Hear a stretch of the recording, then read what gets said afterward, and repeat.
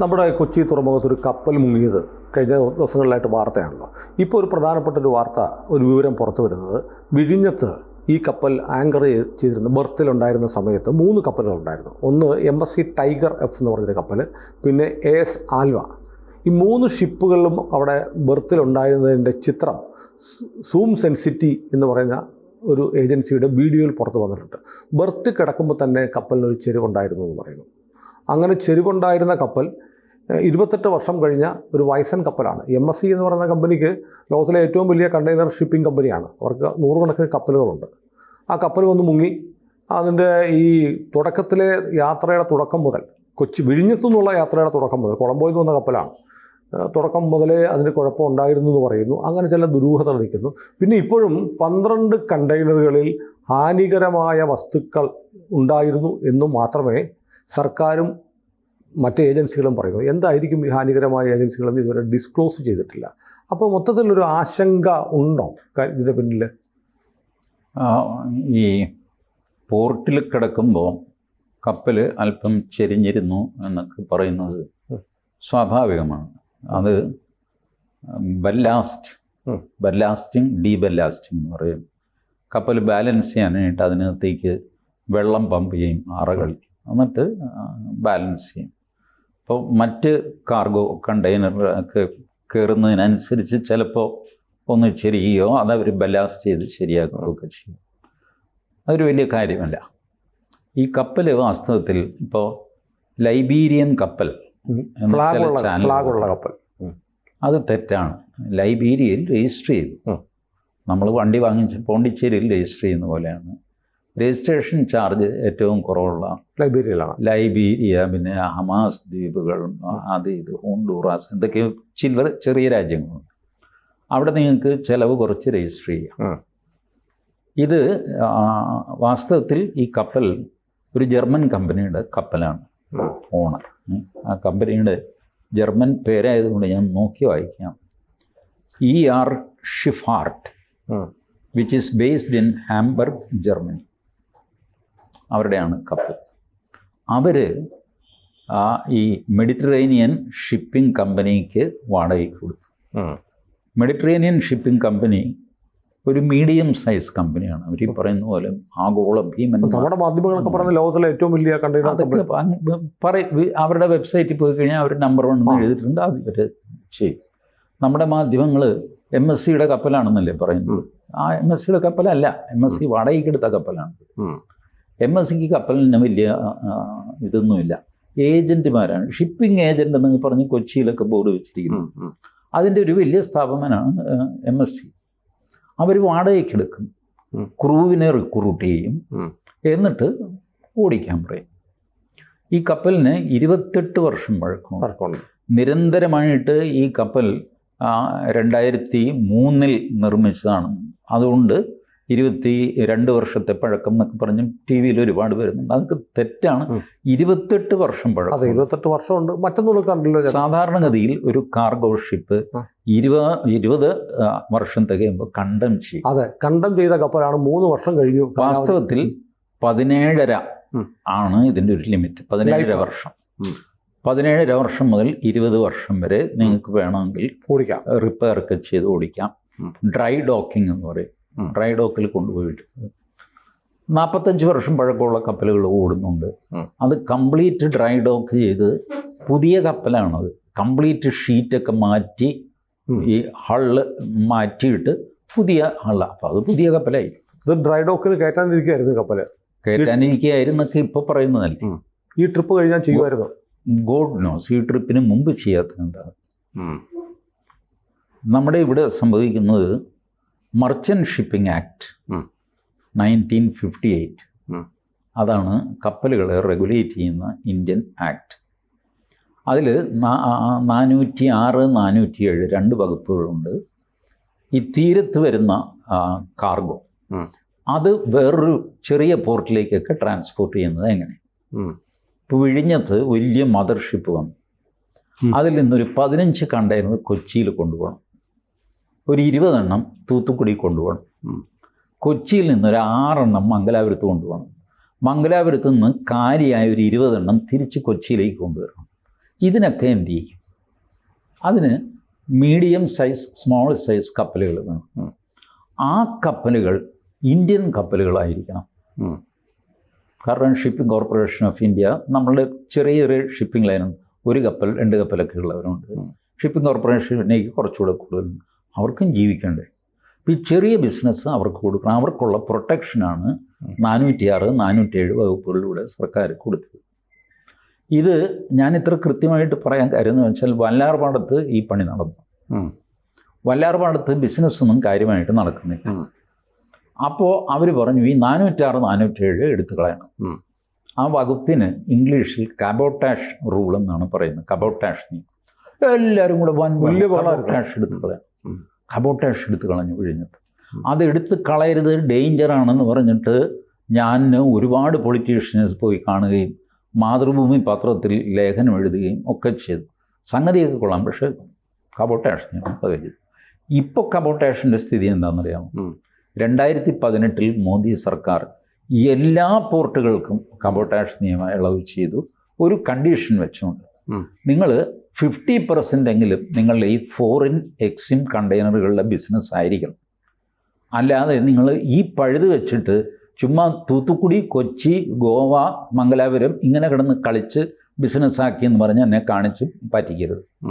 Foreign കപ്പലുകൾ വന്നിട്ട് transhipment നടത്തുക എന്നുള്ളതാണ്, അതിൽ നിന്ന് ഫോറിൻ എക്സ്ചേഞ്ച് കിട്ടുക എന്നുള്ളതാണ് ഇതിൻ്റെ പ്രധാന ലക്ഷ്യം.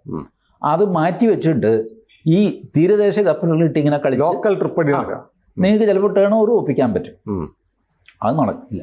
50% എങ്കിലും നിങ്ങളുടെ ഒറിജിനൽ ബിസിനസ് നടത്തിയിരിക്കണം. ഇത് നടത്തുന്നുണ്ടോ ഇല്ലെന്നൊന്നും എനിക്കറിഞ്ഞുകൊണ്ട്. ഇതോടെ സംഭവിച്ചത് അന്ന് മൻമോഹൻ സിംഗിൻ്റെ കാലത്ത് കൊടുത്ത ഇളവും ഇപ്പം നരേന്ദ്രമോദിയുടെ കാലത്ത് കൊടുത്ത ഇളവും ഒക്കെ ആയിട്ട് ഫോറിൻ കപ്പലുകൾ ഈ ചെറിയ ട്രിപ്പിന് വരാൻ തുടങ്ങി. ഫോറിൻ കപ്പലുകളിൽ പഴയ കപ്പൽ, പ്രത്യേകിച്ച് ഗ്രീക്കുകാരുടെ കപ്പലുകളുണ്ട്, ജാംബവാൻ്റെ കാലത്തെ കപ്പലുകൾ. ഇത് വലിയ ബാധ്യതയാണ്. കാരണം കപ്പൽ പൊളിക്കുക എന്ന് പറഞ്ഞാൽ കപ്പൽ ഉണ്ടാക്കുന്നതിനേക്കാൾ പ്രയാസമാണ്. അതിൻ്റെ പൊല്യൂഷൻ അതിഭീകരമാണ്. പല രാജ്യങ്ങളിലും കപ്പൽ പൊളിക്കാൻ അവർ സമ്മതിക്കില്ല. കപ്പൽ അടുപ്പിച്ചോ കാർഗോ കൊണ്ടുപോക്കോ, ഇവിടെ ഇട്ട് പൊളിക്കാനൊന്നും പറ്റില്ല. അത്രയധികം. കാരണം സുനിൽ എന്താ വിചാരിച്ചു, 12 കോട്ട് പെയിൻ്റൊക്കെയാണ് കപ്പലിന് പുറത്തടിക്കുന്നത്. അല്ലെങ്കിൽ നമ്മുടെ ഈ കല്ലുമേക്കായ അത് കയറി പിടിക്കും. അപ്പോൾ അതിന് കെമിക്കൽസ് കലർന്ന 12ഉം 15ഉം കോട്ട് പെയിൻ്റൊക്കെ അടിക്കുന്നു. ഷീറ്റിനേക്കാൾ തിക്നെസ്സിൽ പെയിൻ്റ് ഉണ്ടാകും. ഈ പെയിൻറ്റ് ചുരണ്ടി ഉരുകിയൊക്കെ വന്നു കഴിഞ്ഞാൽ ഇതെങ്ങനെ ഡിസ്പോസ് ചെയ്യും? ഓയിൽ എങ്ങനെ ഡിസ്പോസ് ചെയ്യും? ലൂബ്രിക്കേറ്റിംഗ് ഓയിൽ തന്നെ ടൺ കണക്കിനുണ്ടാകും. ബെയറിങ്ങിലൊക്കെ അടിക്കുന്നു. നമ്മൾ ഈ തയ്യൽക്കാരൻ കുടുക്കുടുക്കെന്ന് പറഞ്ഞ് ചെറിയ സാധനം 2 തുള്ളി ഒഴിക്കുന്നില്ലേ? ഇത് ടൺ കണക്കിനാണ് കപ്പലിൽ ആവശ്യമായിട്ട് വരുന്നത് ഓരോ ബെയറിങ്ങിനും. അപ്പോൾ ഇതെല്ലാം ആര് ഡിസ്പോസ് ചെയ്യും? ഇന്ത്യയിൽ ഗുജറാത്തിൽ ഷിപ്പ് ബ്രേക്കിംഗ് ഇൻഡസ്ട്രി ഉണ്ട്. ഇവർ ചെയ്യുന്നത് പഴയ കപ്പലുകൾ കൊണ്ടുവന്ന് ഇന്ത്യൻ തീരത്ത് തള്ളും. ഇന്ത്യ പോലെ റൂൾസ് സ്ലാക്കായിട്ടുള്ള അഴിമതിയുള്ള രാജ്യങ്ങളുണ്ട്. അതിൻ്റെ തീരത്ത് കൊണ്ടുപോയിട്ട് അങ്ങ് തള്ളും. 10-15 വർഷം മുമ്പ് ബോംബെ ജൂഹു ബീച്ചിൽ ഒരു കപ്പൽ വന്ന് കയറി. രാവിലെ ആൾക്കാർ ബീച്ചിൽ പോയി കഴിഞ്ഞപ്പോൾ ഒരു 20 അടി ദൂരത്തിൽ ഭീമാകാരമായ കപ്പൽ നിൽക്കുന്നു. വന്നും മണ്ണിലങ്ങ് ഉറച്ച് നിൽക്കുക. ആശാൻ ആളില്ല, കൊടിയില്ല, ഒരു അഡ്രസ്സും ഇല്ല, ഒന്നുമില്ല. India government തലയിലയക്കാം. അവർ ഉപേക്ഷിച്ചിട്ട് പോയാ. ബോംബെ പുറംകടലിൽ 2 കപ്പലുകൾ കൂട്ടിയിടിച്ച് തകർന്നു. ക്യാപ്റ്റന്മാർ ചാടി രക്ഷപ്പെട്ടു. അവരെ ആര് റെസ്ക്യൂ ചെയ്തെന്ന് പോലും അറിയില്ല. 2 കപ്പലും നമ്മുടെ തലയിലായി. ഇപ്പോൾ ഈ കപ്പലും നമ്മുടെ തലയിലാണ്. ശരിയല്ലേ? ശരിയാണ്. ഇപ്പം നമ്മൾ കാശ് മുടക്കിയാണ്, കേരളവും കേന്ദ്രവും കാശ് മുടക്കിയാണ് ഈ റെസ്ക്യൂ ഓപ്പറേഷൻ നടക്കുന്നത്. ഈ പരക്കുന്ന എണ്ണ ഡിസ്പേഴ്സ് ചെയ്യുക, അല്ലെങ്കിൽ തടയുക, പിടിക്കുക. ഈ നാശനഷ്ടം മുഴുവൻ ഇതിന് കാശ് മുടക്കിക്കൊണ്ടിരിക്കുക. നമ്മൾ ആര് തരും ഈ കാശ്? എംബസിയും ഒന്നും തരാൻ പോകുന്നില്ല. ആര് തരും? ഈ ക്യാപ്റ്റൻ ഇപ്പോഴത്തേക്ക് കടന്നു കാണും. ക്യാപ്റ്റൻ റഷ്യക്കാരനാണ്. ഇതിൽ 20 ഫിലിപ്പിനോസ്, 2 യുക്രൈൻ, 1 റഷ്യ. ഇതാണ് ആൾക്കാർ. റഷ്യക്കാരനാണ് ക്യാപ്റ്റൻ. അയാൾ തിരിച്ചു പോയി കാണും. ഉക്രൈൻകാർ ചിലപ്പോൾ ഞാനും ഇവിടെ താമസിക്കാൻ ചേട്ടാ, അവിടെ വലിയ വെടിയും പടക്കവും ഒക്കെയാണ്. ഇവിടെ ഇച്ചിരി ഇടയ്ക്ക് സിന്ദാബാദ് ജാഥ, വേറെ കുഴപ്പമൊന്നുമില്ല, ഞാൻ ഇവിടെ കഴിക്കണം. ഫിലിപ്പൈൻകാരൻ ചിലപ്പോൾ ഇവിടെ താമസിച്ചൊന്നും വരും. കാരണം അവൻ അവിടെ ദാരിദ്ര്യമായിട്ടാണ് ഈ പൊളിഞ്ഞ കപ്പലിൽ കയറി നടക്കുന്നത്. ഈ കപ്പലിന് 28 വർഷം പഴക്കം ഉണ്ടായിരുന്നു എന്നുള്ള ഒറ്റ കാരണം, ഗവൺമെൻറ് ഓഫ് ഇന്ത്യയുടെ റൂൾ അനുസരിച്ച് 20 വർഷമാണ് മാക്സിമം. അതെ. എന്നിട്ട് ബ്യൂറോക്രസി അതിനൊരു ഒഴിവ് കൊടുക്കും. 30 വർഷം വരെ പഴക്കമുള്ള കപ്പലാകാം, പക്ഷേ അതിനിങ്ങനെ വേണം അങ്ങനെ വേണം എന്നൊക്കെ പറഞ്ഞിട്ട്. അപ്പോൾ ഫലത്തിൽ 30 വർഷമായില്ല. മറൈൻ മെർക്കൻറ്റൈൽ ഡിപ്പാർട്ട്മെൻറ്റ് പറഞ്ഞിട്ടുണ്ട്, ഇവിടെ കൊച്ചിയിലുണ്ട് MMD. ഈ ആളുകൾക്കൊരു ധാരണയുണ്ട് നരേന്ദ്രമോദി വന്നതോടെ കറപ്ഷൻ നിന്നു. അങ്ങനെയൊന്നുമല്ല. കറപ്ഷൻ നടത്താനൊരു പേടിയുണ്ടായി, നിന്നൊന്നുമില്ല. പിടിക്കപ്പെട്ടാലോ ശിക്ഷിക്കപ്പെട്ടാലോ എന്നൊക്കെയുള്ളൊരു പേടിയുണ്ടായി, ഒന്ന് കുറഞ്ഞു, അല്ലാതെ നിന്നൊന്നും പോയിട്ടില്ല. Everywhere corruption is there. നിങ്ങൾക്ക് പൊളിഞ്ഞ കപ്പലിന് ഇൻഷുറൻസ് കിട്ടും, പൊളിഞ്ഞ കപ്പലിന് നിങ്ങൾക്ക് ക്ലിയറൻസ് കിട്ടും, സെയിലിംഗ് ക്ലിയറൻസ്, ആ കടലിൽ പോകാൻ. ഇത് MMD അവിടെ പോയിട്ട് MMDയുടെ സർവേയർ പോയി കപ്പലിനുള്ളിൽ പരിശോധിച്ചിട്ട് ഇത് സീ വൃത്തിയാണെന്ന് കൊടുക്കേണ്ട സർട്ടിഫിക്കറ്റാണ്. അവിടെ പോവുകയില്ല. ഇവിടെ എത്താനുള്ളത് എത്തും, അതവിടെ സർട്ടിഫിക്കറ്റ് കിട്ടും, സർട്ടിഫിക്കറ്റ് കിട്ടും. ഇവനിവിടെ നിന്ന് തിരിച്ചു പോകും. ഇപ്പോൾ ഇവരെല്ലാം ഉണ്ടല്ലോ, മാധ്യമങ്ങളൊക്കെ വിളിച്ച് നന്നായിട്ടൊന്ന് സൽക്കരിച്ചു കഴിഞ്ഞാൽ നിഷ്കളങ്കരാണ് മാധ്യമങ്ങൾ. ഞാനവരെ ദുഷ്ടബുദ്ധികളെന്നല്ല വിളിക്കുന്നത്. ഈ വലിയ MSc എന്നൊക്കെ കേട്ട് കഴിയുമ്പോൾ ടൈയൊക്കെ കെട്ടിയ ഉദ്യോഗസ്ഥന്, സർ പ്ലീസ് കം സർ, നല്ലൊരു ലഞ്ചൊക്കെ ഒരുക്കിയിട്ട് അവിടെ പ്രസൻറ്റേഷനൊക്കെ ഞങ്ങൾ ഡ്രൈ ഡോക്കിങ്ങുള്ള സംവിധാനം ഞങ്ങൾ ചെയ്യുമായിരുന്നു. ബട്ട് ജസ്റ്റ് ഒരു 2 മണിക്കൂർ സമയം കൊണ്ട് അത് നഷ്ടപ്പെട്ടു. വെളുത്ത തുടുത്ത ഒരു ക്യാപ്റ്റൻ വന്നിട്ട്, പുള്ളി ബെർമുഡയെ ഇടുള്ളൂ, ക്യാപ്റ്റന്മാരും ബെർമുഡയെ ഇടാൻ പാടുള്ളൂ നിയമമുണ്ടെന്നുള്ള മട്ടിൽ പുള്ളി ടീഷർട്ടും ബെർമുഡയായിട്ട് വന്നിട്ട് പ്രാക്ടിക്കലി ഇതിങ്ങനെയാണ്, കപ്പൽ ഇങ്ങനെയാണ്, അതാണ് ഇതാണെന്നൊക്കെ പറയും. എനിക്ക് സംശയം, ഞാൻ പറയുന്നത് ഈ 21 ജോലിക്കാരെ ഇവരെ ആദ്യം ഇറക്കി വിട്ടു. ക്യാപ്റ്റനും ഫസ്റ്റ് എഞ്ചിനീയറും സെക്കൻഡ് എഞ്ചിനീയറും കപ്പലിൽ തന്നെ നിന്നു. അവർ കുറേ നേരം കൂടെ കഴിഞ്ഞാണ്. അത്രയും നേരം അവർ നിൽക്കാൻ കാര്യം എന്താ? അത് ആരോ പറഞ്ഞു കിട്ടും. അതായത് 26 ഡിഗ്രി, എനിക്കറിയില്ല, ചേട്ടൻ എഞ്ചിനീയർ ആയതുകൊണ്ട് 26 ഡിഗ്രി മാത്രം ചെരിഞ്ഞ ഒരു കപ്പൽ 12 മണിക്കൂറിനുള്ളിൽ പൂർണ്ണമായി മുങ്ങി എന്നുള്ളത് സംശയകരമാണ് എന്ന് ഒരു വാദം കിട്ടും. പ്രയാസമാണ്. കപ്പൽ അങ്ങനെ പെട്ടെന്ന് മുങ്ങൊന്നുമില്ല. ഒരു കപ്പൽ നമ്മൾ ശരിക്കും സീൽ ചെയ്തിട്ട് ചുമ്മാ കടലിൽ അങ്ങ് ചവിട്ടി താഴ്ത്തി കഴിഞ്ഞാൽ ഫുട്ബോൾ പോലെ പൊങ്ങി വരും. അപ്പോൾ ഈ ക്യാപ്റ്റനും മറ്റും മുക്കാൻ നിന്നതാണോ? മുക്കാൻ നിന്നതാണെന്ന് ഞാൻ ഊഹിക്കുകയുള്ളൂ. ജോലിക്കാരെ പറഞ്ഞു വിടുക. കാരണം ഇവർക്ക് സംഭവിച്ചത്, ഈ കപ്പൽ തെക്കുന്ന് വടക്കോട്ട് വരികയാണ്. അപ്പോൾ കപ്പലിൻ്റെ പടിഞ്ഞാറ് വശം പൊളിഞ്ഞു, ഹള്ളങ്ങ് പൊളിഞ്ഞു, വെള്ളം കയറി. വെള്ളം കയറിയിട്ട് അങ്ങനെ ചെരിഞ്ഞ് പടിഞ്ഞാറോട്ട് ചെരിഞ്ഞ് 26 ഡിഗ്രി ചെരിഞ്ഞിങ്ങനെ നിൽക്കുകയാണ്. കുറേ വെള്ളം കയറി. ഒരു ക്യൂബിക്കിളിലാണ് വെള്ളം കയറിയിരിക്കുന്നത്, ഒരു അറയിൽ വെള്ളം കയറിയിരിക്കുന്നു. ആ അറയുമായിട്ട് കപ്പലിങ്ങനെ ചെരിഞ്ഞ് നിൽക്കണം. ബാക്കി അറയിൽ കൂടെ കയറിയാലേ ഇത് മുഴുവൻ ശരിയുള്ളൂ. ഈ ഒറ്റ അറ വെച്ച് കംപ്ലീറ്റ് കപ്പലും മറിയില്ല. ഇനി മറിയാനാണെങ്കിൽ തന്നെ ഒരാഴ്ചയൊക്കെ എടുക്കും. അതാണ് ഓളത്തിൽപ്പെട്ട് ഇങ്ങനെ ചെയ്തിട്ട് പതുക്കെ ആയിട്ട് 2 മൂവ്മെൻ്റാണ് കപ്പലിന്. ഒന്ന് പിച്ചിങ് എന്ന് പറയും, ഇങ്ങനെ തിരയുടെ പുറത്തൂടെ മുൻവശം താഴെ കുത്തും, പുറകുവശം പോകും, പിന്നെ മുൻവശം ഇങ്ങനെ പോകും, പുറകുവശം താഴെ കുത്തും, ഇങ്ങനെ പോകും, പിച്ചിങ്. മറ്റൊന്ന് റോളിങ്, കപ്പലിങ്ങനെ അങ്ങോട്ടും ഇങ്ങോട്ടും. ഈ റോളിംഗ് ആണ്, ഈ 26 ഡിഗ്രി എന്ന് പറയുന്നത് റോളിംഗ് ആണ്. റോള് ഇങ്ങനെ ഇപ്പം സൈഡിൽ കിടക്കും. അപ്പോൾ ഇത് കുറേ കൂടെ വെള്ളം കയറ്റിയാലേ മുങ്ങുള്ളൂ. ക്യാപ്റ്റൻ, ഞാൻ ഇമാജിനറി ആയിട്ട് പറയുകയാണ്, ക്യാപ്റ്റൻ മെസ്സേജ് കൊടുക്കുന്നു, ചേട്ടാ എന്ത് ചെയ്യണം? വേണമെങ്കിൽ സാൽവേജ് കപ്പലുണ്ട്, സാൽവേജ് ചെയ്യുന്ന കപ്പലുകളുണ്ട്, ഇങ്ങനെ ചെരിഞ്ഞു പോയ കപ്പലുകൾ നേരെയാക്കുന്ന കപ്പലുകളുണ്ട്. അവർ കോടിക്കണക്കിന് രൂപ കൊടുക്കണം ഇതിനൊക്കെ. അവർ പാഞ്ഞു വന്നിട്ട് ഇവനെ വലിച്ച് നേരെയാക്കി ഒരു കണക്കിന് കൊച്ചിയിൽ കൊണ്ടുവരും. കൊണ്ടുവന്നു കഴിഞ്ഞാൽ ഡ്രൈ ഡോക്കിന് കയറ്റണം, അടുത്ത കോടി. അപ്പം നമുക്ക് എത്ര ഇതാകും, ചിലവാകും? മറ്റേ 2 കപ്പലിന് 3 കോടി, ഡ്രൈ ഡോക്കിന് 10 കോടി, 10 6 16 കോടി, പിന്നെ ഇൻഷുറൻസിൻ്റെ 2.5 കോടി. പ്രശ്നമാടാ. അപ്പോൾ എന്ത് ചെയ്യും ചേട്ടാ? നീ അതങ്ങ് വിട്ടേക്ക്. ശരി, ജോലിക്കാരെ എല്ലാം പറഞ്ഞു വിട്ടു. ഈ 2 എഞ്ചിനീയർമാരുണ്ട്, പോയിട്ട് 2 വാൽവ് കൂടെ അങ്ങ് തുറക്കുന്നു. വെള്ളം ഇരച്ചങ്ങ് കയറുന്നു.